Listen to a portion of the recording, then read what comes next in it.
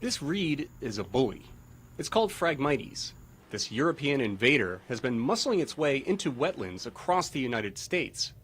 When Phragmites moves in, it drives most everything else out, says Christina Simcanen, a biologist at the Smithsonian Environmental Research Center. It grows much larger and quicker than the native marsh grass species, and it can grow in really dense stands and basically outcompete the native marsh grass.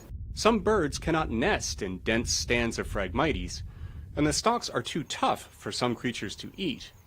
Invasive species threaten coastal ecosystems worldwide, and the clean water, food, and other benefits they provide.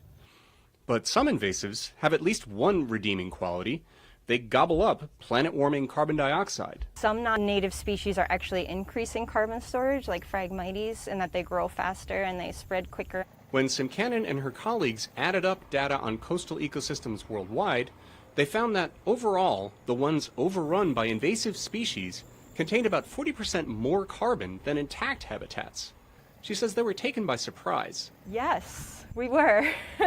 I think because non-native species are often thought of as being negative so often, and they do have detrimental impacts.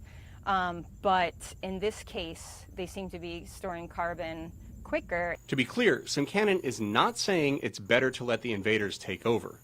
But dealing with them is not always straightforward. It's complicated, which isn't a super satisfying answer if you want a direct, like, should we keep it or should we not? But it's the reality. And the reality is not getting any less complicated.